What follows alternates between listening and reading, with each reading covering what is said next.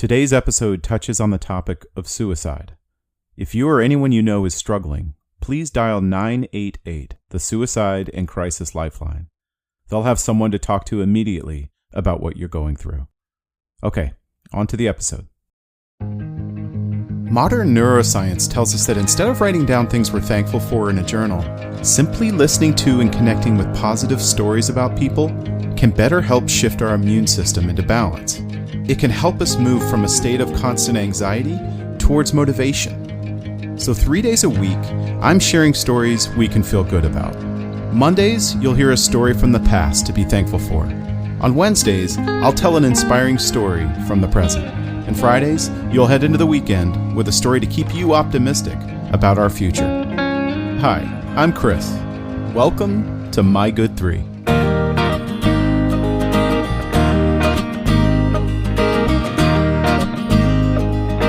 All right, welcome back. It's Monday. This is one of the days in our year where it's easy to connect with our appreciation for other Americans. It's Veterans Day, and today we pause and reflect on the service and sacrifice by the men and women who served in the United States Armed Forces. These are people of all ages, races, religions, and political beliefs who believed that living a life of moves, uncertainty, and risk was worth it to play a role in protecting the country that has given us all so much. So today, my original plan was to talk about veterans and how much they've contributed to our country and how thankful I am. Maybe throw in a story or two, but I've decided to take a detour. I couldn't not talk about the elephant in the room. The fact that our veteran community is experiencing a major crisis. The immense problem of veterans' suicide. Here are a few statistics just since September 11th, 2001. Veterans are 72% more likely to have died by suicide than those who haven't served. 4 times as many veterans have died by suicide than service members who died in battle. How many veterans have died by suicide since 9/11?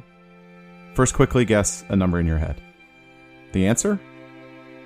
Over 131,000. 131,000 since 2001. Let that set in for a second. 22 people. Husbands, fathers, sisters, uncles, friends, every single day. 22. To compare this to previous wars, in the last 3 years of World War II, veteran suicides were tragically high, but the rates were less than half of what they are now. And in World War I, the rates were 1/10 of what they are now. What's going on? You hear people list a wide range of reasons. On the surface, people say traumatic brain injuries, access to weapons, lack of resources, the culture of military men, and mental health stigma. When you hear from those closer to the issue, like military psychologists and sociologists, they point to additional factors. The immense military-civilian divide is one of these factors. A smaller percentage of those who have served forces veterans to feel more isolated from society, causing re-entry after service to be that much more difficult. What happens is veterans have vastly different experiences, especially those who are in combat, which makes them seem distant or unapproachable to many civilians. And if you talk with civilians, they don't often know what to say, and many feel intimidated or in some cases guilty that they didn't serve. This all adds up to veterans feeling different and more alone. Another challenge you hear from experts closer to the problem is how we label veterans these days. The overarching narrative about veterans is that they're broken and traumatized from war. I mean, I just listed the statistics and it sounds systemic. These stereotypes have been hammered into veterans and civilians through movies and media, and these labels only make the problem worse. A third factor that some sociologists have raised is the phenomenon called suicide contagion, where in a community, the issue of suicide is forced to the front and center, and the issue is focused on and discussed repeatedly without providing the correct resources or a healthy dialogue, and then the problem only grows. The media outlets cover these suicides more than suicides of civilians, inadvertently inflating the problem. On the positive side, there's no shortage of people trying to help. If you look up programs to support veterans, you can find thousands. From camping trips for veterans struggling with PTSD, to programs allowing veterans to ride horses and go fly fishing, to coffee companies created solely to support veterans' suicide awareness. But could all these awareness campaigns and media attention be indirectly normalizing the problem, only making matters worse? This is a difficult question, and I wish I had an answer. I wish somebody had an answer. The only thing we know is that it's still a very big problem. And while there's a lot of research being done and there's an array of new medical treatments and trials, we need results. For those listening, you may be wondering if there's anything that you can do to help. At first, I started to make a list of nonprofits and programs to put at the end of this episode and in the show notes. But I'm not going to do that. There are many out there, and you know which ones make sense to you. I think there's something else you can do. The statistics support that you know one or two veterans, at least casually.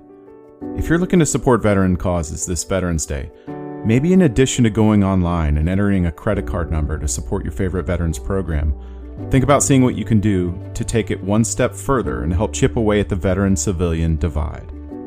Consider making a commitment to yourself to get to know a veteran better in the next few months or a year. Maybe they're intimidating, rude, or standoffish in some way.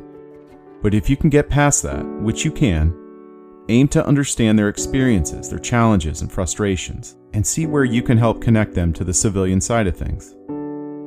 This might help them move from identifying solely as a veteran to feeling more like a member of a society they once felt so a part of, they risked everything to defend.